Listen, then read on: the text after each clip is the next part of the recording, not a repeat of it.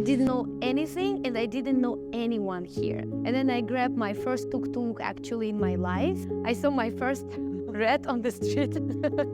I don't know, maybe nothing in my life can surprise me. My favorite is Nyong Bunchok Salok Khmer. Yeah, they call me Konkat Khmer. I don't know, I think they think I'm very Khmer. I learned with my teacher how to sing my songs. Tlaini minarontado aika bombokalo just ranchoronto mendel hatka. I cannot eat balut. I'm like, what are you talking about? The best food, the best snack. Cambodia is the most friendly country in Southeast Asia at least, and then probably in whole Asia, and then probably in the whole world. Meet Sash Nasu, a fashion stylist, PR in marketing, and a co-founder of Story Design Hub. Today, she shared her 5 years of experience living in Cambodia, the struggles, and why she preferred Cambodia over other countries. What do you like about living in Cambodia? What I really love the most, Cambodian people, Khmer, they are very friendly, they are very open in comparison to any country you go. Any country I go, I used to go before. Before when I was a student, like teenager, I went to Europe. I have that experience, right? I was in in Asian countries around Southeast Asia. Cambodian people are the most, open-hearted, always welcoming, smiley, and very nice people. This is, I think people actually the reason I'm still staying here. No matter what, I think they're still keeping me here. How has living in Cambodia changed you? Oh, this is a really interesting question because I think like some people say, you're so local, you're more local than any local. Because I think, first of all, because when I lived in China, when I lived in Beijing, right, it was probably a luxury for me in Beijing, like to slow down. Never. I think every day, like, like F1. Every day, like a racing. I like, when it's like running around, like fast pace of life, you're rushing everywhere. But here is completely different. And this was the hardest for me. And it's still the hardest for me, to be honest. Time management here. Also the usually events or, some kind of occasions they delay. And that's what I also realized recently, that I'm so sorry for everyone who is ever waiting for me, because I can be late too. Mostly it's not like serious. Usually I try really to be on time, but like 5 minutes, 10 minutes, right? Not like super much. But here I realized people 1 hour, 2 hours. It's not like the meeting, but let's say if we talk about delivery, right? So they say, oh, we arrived 10 a.m. 3 p.m. they're calling me. I'm like, I even already not at that place. How can I meet you? So this is still sometimes, I'm still trying to, adjust myself, to that. I'm trying to learn how to be more patient. But Cambodia, maybe it's also, sometimes we say, universe send you this as a science. So you need to learn some new things. And I think Cambodia taught me a lot for sure. Before coming to Cambodia, did you know anything about Cambodia? I didn't know anything and I didn't know anyone here. Because all my life I was a solo traveler since I especially moved to China. Because it's always hard to align your schedules with your friends. They always have different time of weekends, holidays, anything. And then I was like, starving for traveling, and I'm have this travel spirit. So I just went by myself, and yeah, I was alone here, didn't know anyone. But of course, when I network, I found more people, more places. So what is your first impression like? Your first impression coming to Cambodia, what is it like? So I arrived to Siem Reap Airport. It was the old airport before. And look for me, because after Beijing, it's a beautiful city, but first time I saw that small airport in my life, like very tiny one, very cozy, like someone's house. And it also had this traditional roof. I was like, oh, interesting. But I always explore before to come to any country. I always explore about the culture. So I was expecting it, right?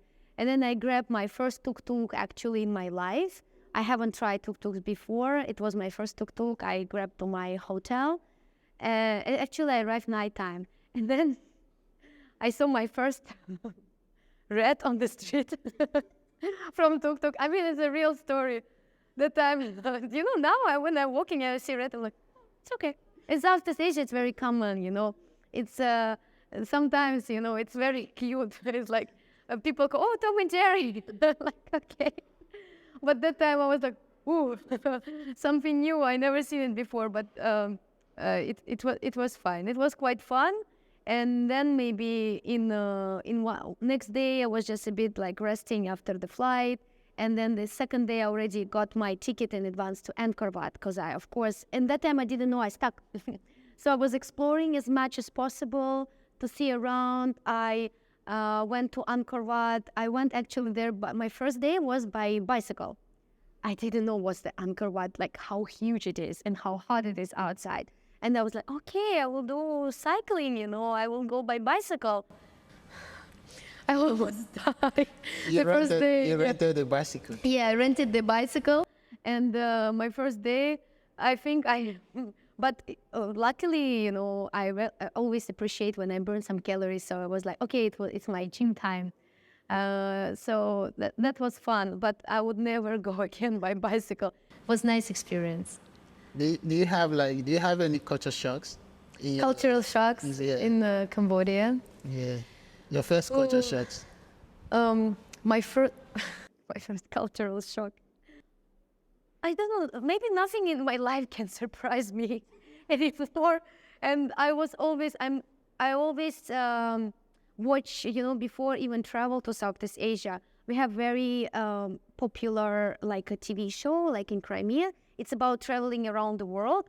So I always was watching those episodes, and before I actually come to the new country, I always watch the episode about that country because they recommend you a lot of places, a lot of like local places. So I was quite ready for that. I was quite ready. What is your first 6 months like transiting to Cambodia system, culture?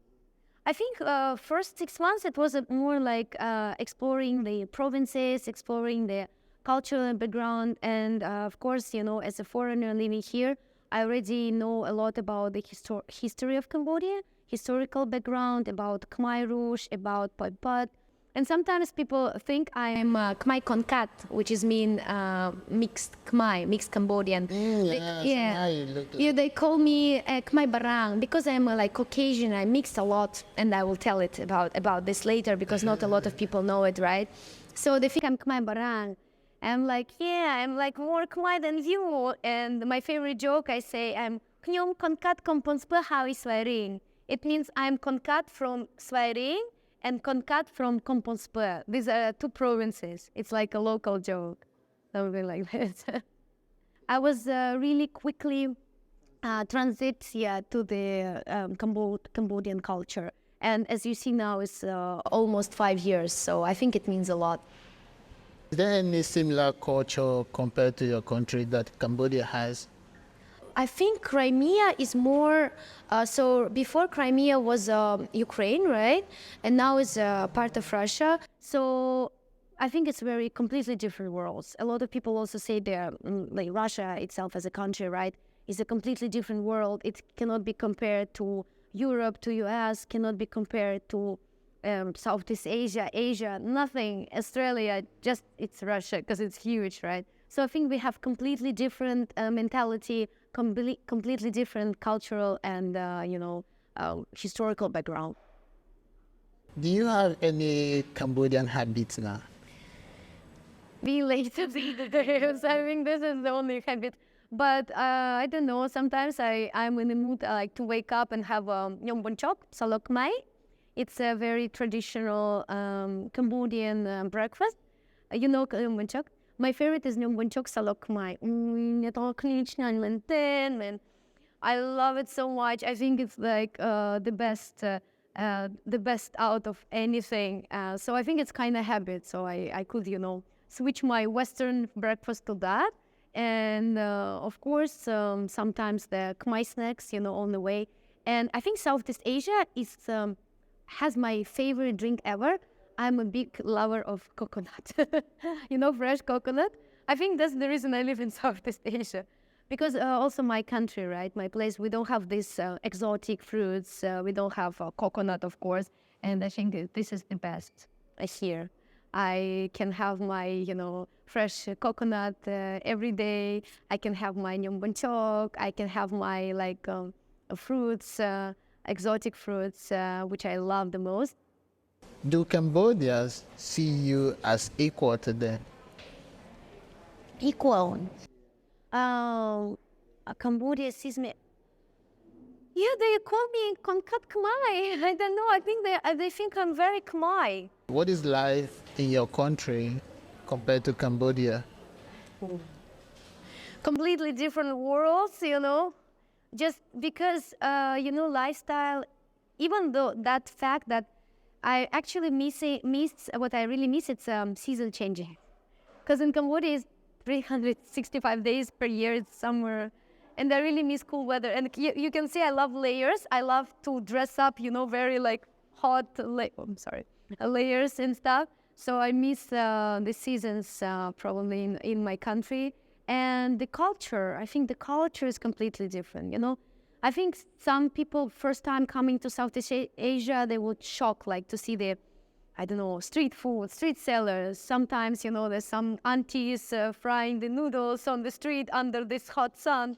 So they would be shocked. But now I think I'm more adapted, and I'm not sure if when I will go back, how I will react on that. What are people doing here? Why is everything so quiet, Why the life is so different? Definitely, it's a completely different mentality. But I respect and appreciate both. And I enjoy both. I enjoy both for sure. That's great. If you could take any culture, any Cambodian culture back to your country, what culture would you take? There is number one, the cultural thing I would bring to my country, but I think it now starts to be very common as well. It's a sharing food. Sharing food in Southeast Asia is amazing. When you can literally order different kind of dishes, because in Europe, it's mostly you order your own dish and then don't touch it, It's my salad, you even don't dare put your fork, in it. But in Cambodia and also in China, actually, you just can have this full table of different kind of flavors, different kind of, taste, and then you can enjoy it all. You see, I'm talking about the food. I'm very foodie. That's why I experience the culture and the country through the food, Yeah, the sharing food I would bring back, I think, to Russia. But some of my friends there, living there, who travel to Asia, they do it again. They do it but mostly home. Not in the restaurants, in public areas, mostly home. Because my culture is very close to Southeast Asian culture. So my nationality, I'm a Crimean Tatar. It's ethnic group in Crimea. And my roots coming from Mongolia. That's why I have this quite Asian look. And my father, he has a bit French. So that's why I mixed a lot, and people get confused here why I look like a foreigner. I look like Konkat, right? So, and in my culture, Tatar culture is very similar to Turkish. So probably if you heard about the Middle Eastern culture, Turkish culture, we are all about the family gathering. We have a lot of foods, a huge amount when our grandparents, cook for us, and then we share it and enjoy all these flavors together. I think that's why it's very, very close to me. I feel like I'm very in the right spot. I'm in the right place, and this is my first home now. Do you think Cambodians are friendly? Cambodians are friendly? Yeah. I was talking about this whole my interview. Cambodia is the most friendly country in Southeast Asia, at least, and then probably in whole Asia, and then probably in the whole world. It's number one. I swear. But maybe it's very common to the Southeast Asian cultures, countries and stuff, right? But Cambodia, that friendly, I think I never meet in my life. I wouldn't say. I don't want to say an example other countries, trust me. I don't want to, I don't want to this international world start. I just would say Cambodia is very friendly. In comparison to a lot of countries, very friendly. Number one. Timui Jabo. I would never, exchange this experience I already got here to any other experience. I wouldn't exchange it because how much love, support, and lifestyle I got here, so it cannot be compared to anything else. Thank you very much. Your Khmer is so good. Like, Thank you. you're so fluent. Like the way you speak, it seems like you're not saying you speak like natives. So, Thank you. how do you learn Khmer? So, well, I'm mostly learning, from my friends and mostly from TikToks, I think, also like, for some social media, but my friends. And of course, they teach me, not the what teachers in the schools will share to you. But I used to have a bit like short period of time. I used to have a teacher, but I didn't learn much. I think the mostly I learned it's like some things for I wanted to share on my social media. For example, I can say like this. It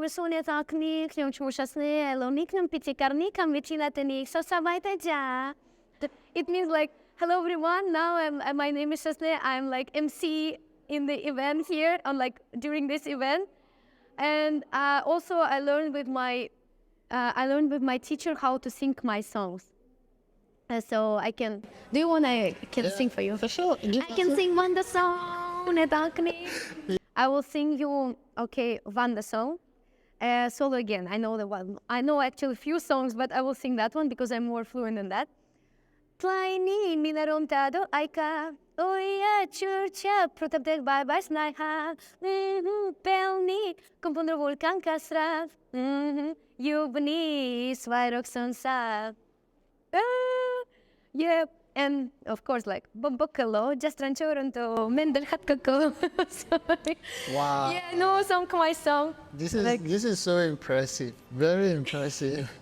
So yeah, that's actually the country. The more I explore, and I learn it from not only from food, also from singers, from the entertainment industry.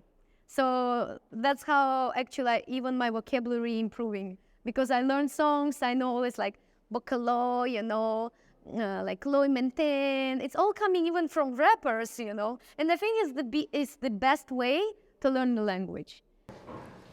What are the projects you're working on? Are you focusing only on fashion stylist, or you have other projects you are currently working on?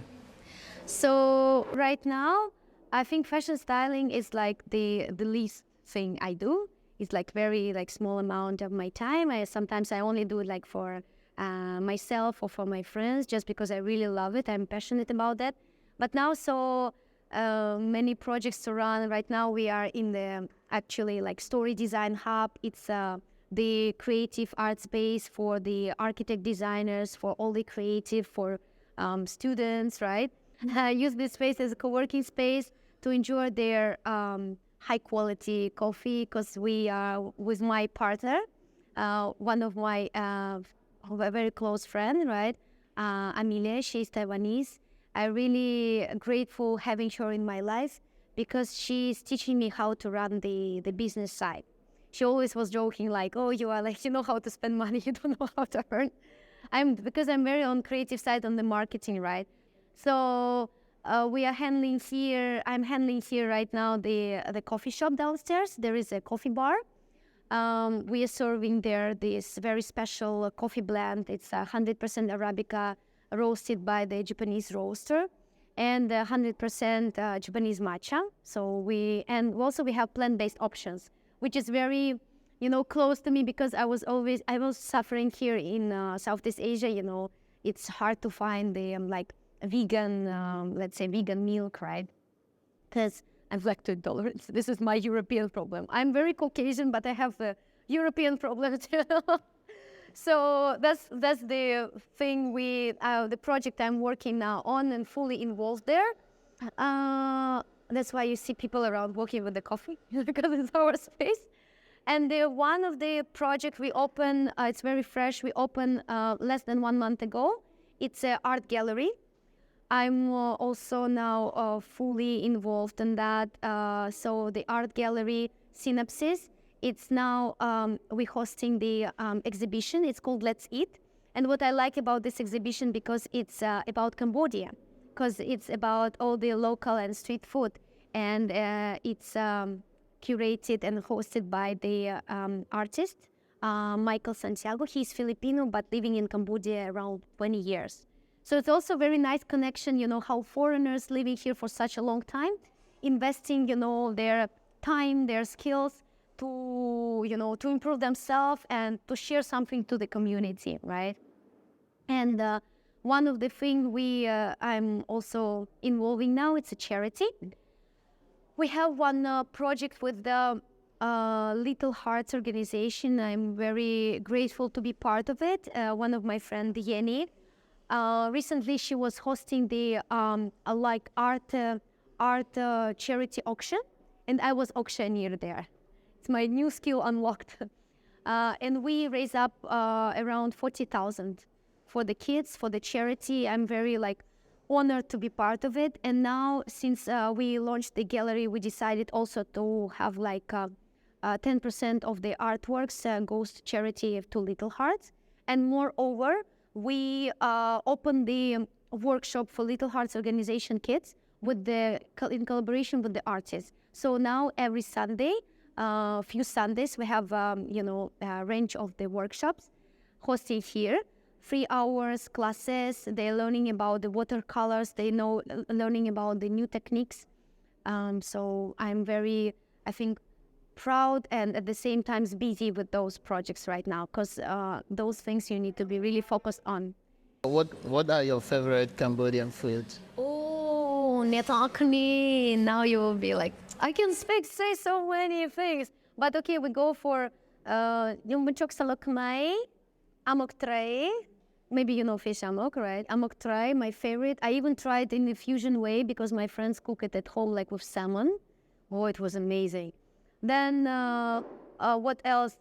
I tried prahok, right? But I'm not a big fan, but I tried. And a lot of snacks like pontikon, pontikrod, chek-an, ansom, right? Plai dong, it's the coconut water. I love to drink it. But for Khmer food, bobo, right? Bobo.